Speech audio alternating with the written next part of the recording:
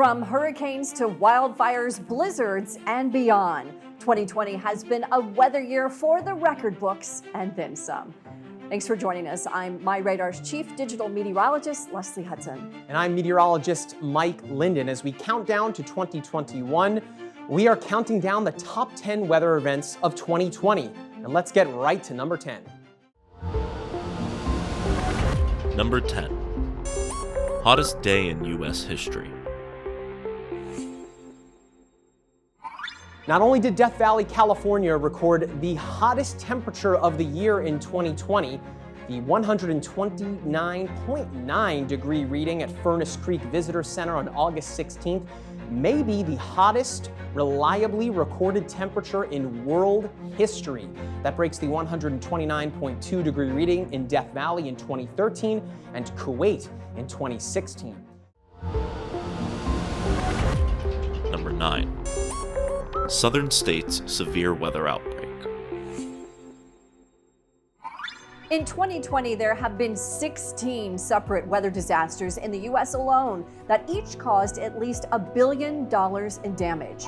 11 of those disasters were the result of severe storms like the deadly tornado that struck the town of Medill, Oklahoma on April 22nd. That high-end EF2 tornado is blamed for 2 deaths. 3 more people were killed by an EF3 wedge tornado that moved through on Alaska, Texas the next day. Tornado activity continued into Arkansas, Louisiana, Mississippi, Alabama, Florida, and Georgia into the day of April 23rd. This is the video of one of those storms in Seminole County, Florida. Number 8. Puerto Rico earthquake. A series of earthquakes rocked Puerto Rico in early January, leaving 93% of the island in the dark. The strongest, a 6.4 magnitude quake, struck 5 miles south of Talaboa on Puerto Rico's southwestern coast. Strong aftershocks continued for days, followed by a 5.8 magnitude quake, leveling more homes 6 days later. At least 4 people were killed and more than 750 people fled their homes from the hurricane swarm, which actually started weeks earlier in December. Many of those affected say the destruction was worse than Hurricane Maria, which hit the island in 2017. We've also been able to bring you some amazing video and pictures of wacky and in some cases downright dangerous weather in 2020. Here's a look at the top 5 wacky weather moments from My Radar.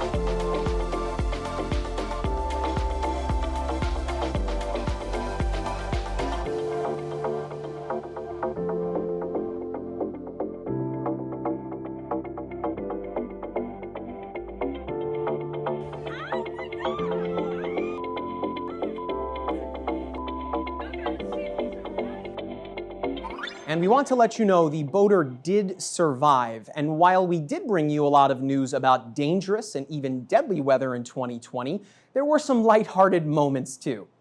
Here's a look at the top feel-good Friday moments of the year.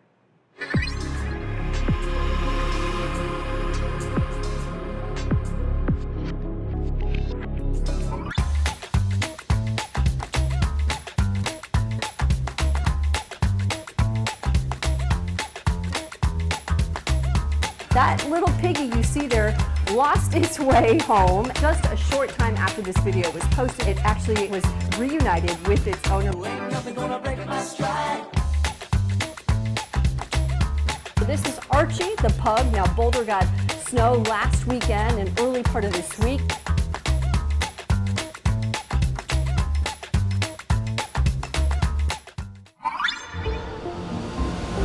Number 7. West Central drought. Returning to our countdown now, the largest and most intense drought in years engulfed the western United States this fall. The drought was a major contributor to record wildfire activity in California and Colorado, and those fires will be making our list a little bit later. Nationwide, the drought expanded to its greatest aerial coverage since 2013, affecting 72.5 million people. And more than 1/3 of the West is expected to remain in extreme or extensive droughts, the two most severe categories through at least February 2021. We'll get back to our countdown in just a moment, but first, here are some of My Radar Storm Chaser Aaron Jajak's best chases from 2020.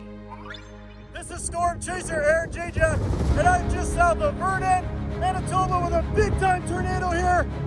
Just crossed the road, hit a farm. We're gonna go back to the farm and make sure they're okay. As soon as it crosses here, it gets clear of the house. Major tornado here, south of Vernon, Manitoba. Time is 8:07 p.m. Central Time. Wow! Incredible tornado! Oh my gosh!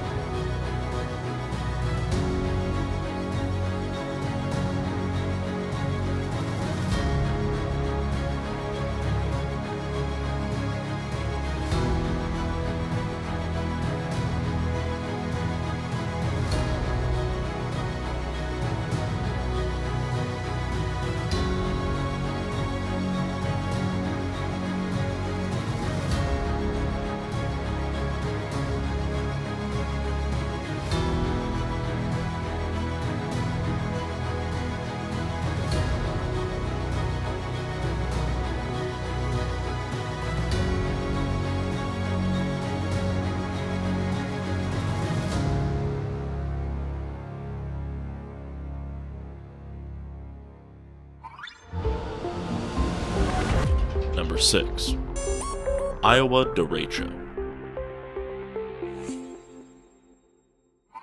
Returning now to our countdown, on August 10th and 11th, a severe derecho swept across the Midwest, causing high winds and spawning an outbreak of tornadoes. This is video from Cedar Rapids, Iowa, where wind speeds reached 100 miles per hour. The highest winds were measured at around 126 miles per hour. Millions of people across the Midwest were affected by wide-scale utility disruptions, and the near-complete power blackout lasted for weeks in Cedar Rapids. We've made a lot of improvements to the My Radar app in 2020. And there are even more exciting things to come in the app in 2021. My Radar Chief Executive Officer Andy Green shows us what to expect.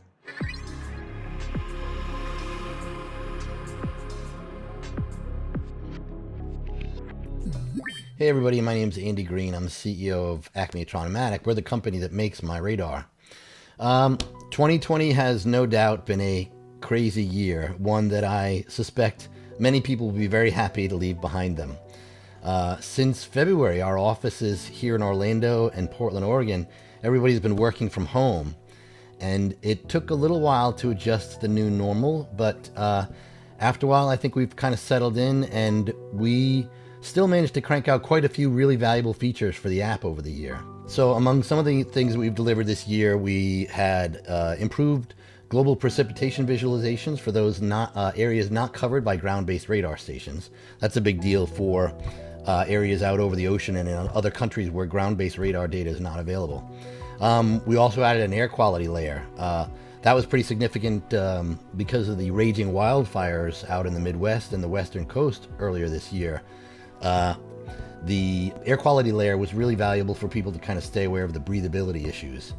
We also added lightning proximity alerts. These are designed to notify you in the case of a lightning strike that's within a certain radius of your location. We'll send you an advance notice so you've got time to get out of harm's way. We also added an improved temperature visualization graph. It's designed to show you what the temperatures are supposed to be over the course of the day. So at a quick glance, you can kind of see if it's going to be warmer or colder later in the day. And it's also set up so you can actually see that for the next few days. So you can, just at a quick glance and looking at the colors, you can tell if it's, orange or red, it's going to be warmer in the day, or if it's colder, you'll be able to see that at a really quick glance. And that's really handy for just trying to stay on top of the weather. We also added a really nerdy feature called the orbital tracking layer.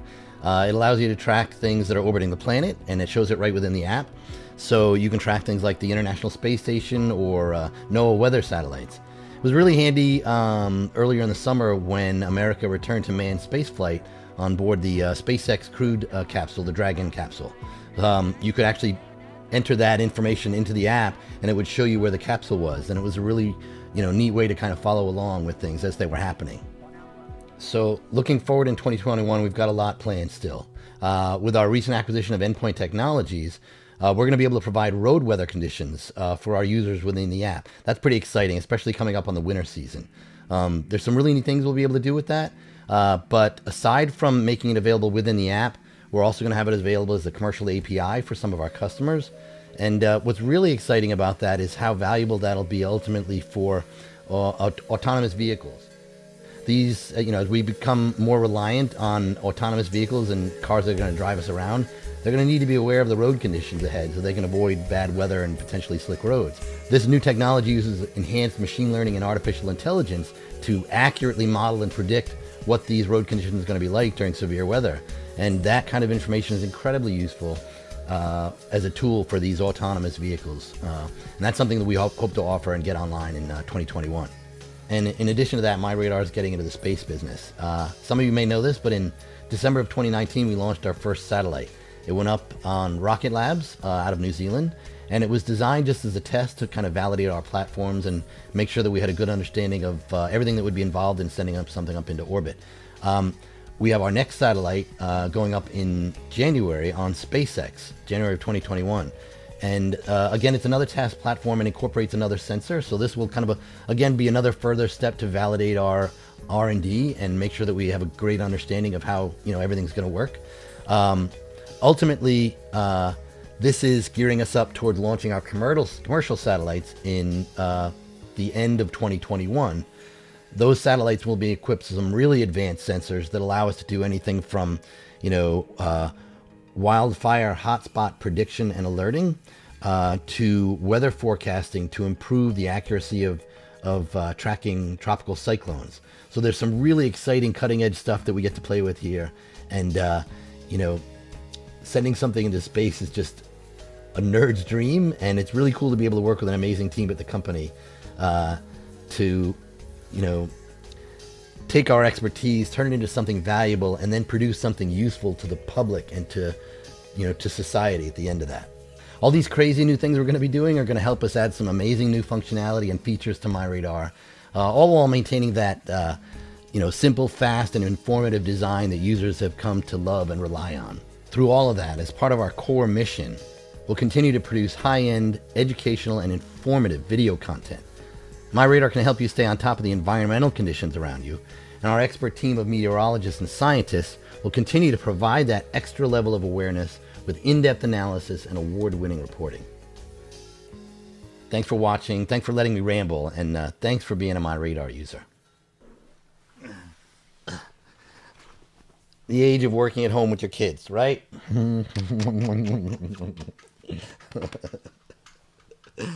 All right. Number 5. Tennessee tornadoes. Returning now to our countdown at number 5, a small but deadly tornado outbreak in Tennessee is blamed for 25 deaths. The storm struck on the night of March 2nd and into the morning of March 3rd. One hit northern Nashville, becoming the 6th costliest tornado in U.S. history, with total damage over $1.6 billion. More than 300 people were hurt. The John C. Toon Airport in Nashville was decimated, and more than 70,000 people lost power. Number 4.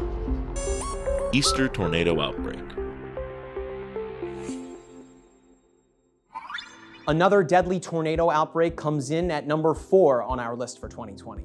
These deadly twisters struck on Easter Sunday and on Monday, April 12th and 13th in the southeastern U.S. throughout the mid-Atlantic.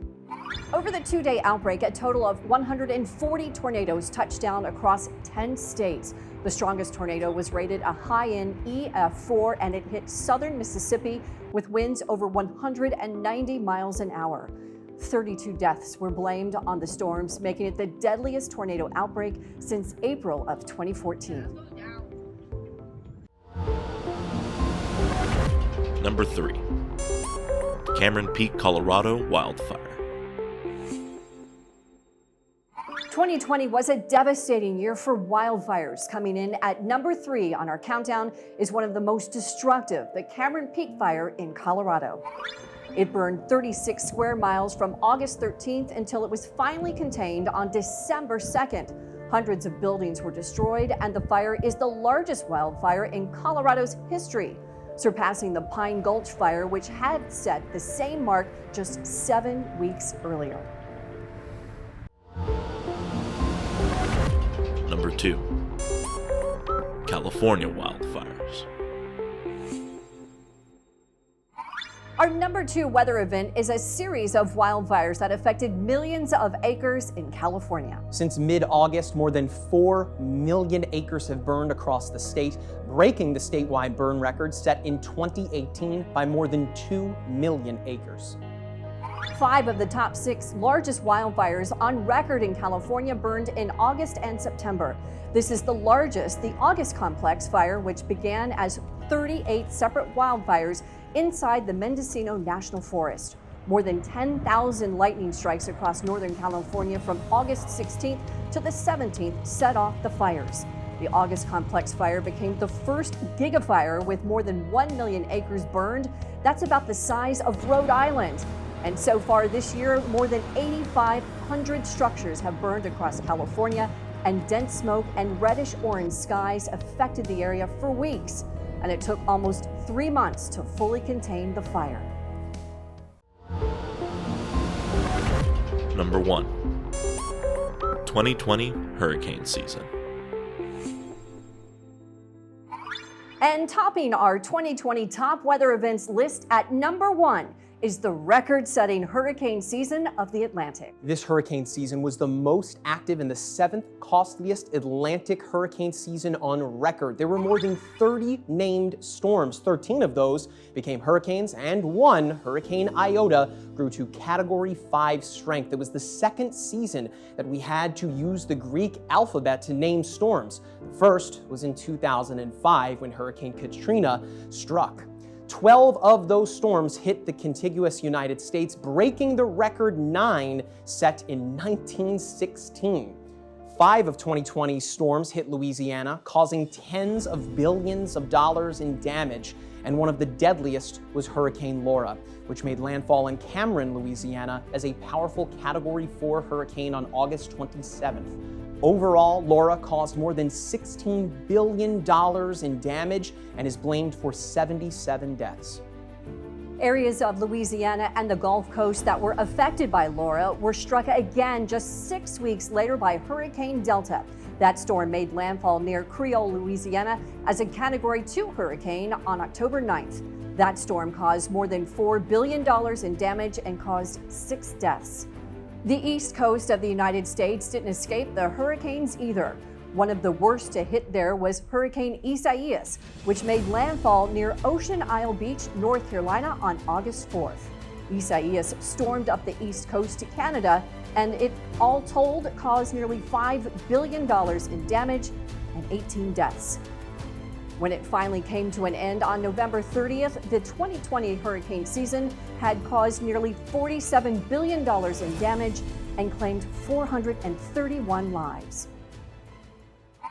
Hurricane Laura led to the 3 biggest days for the My Radar app in 2020.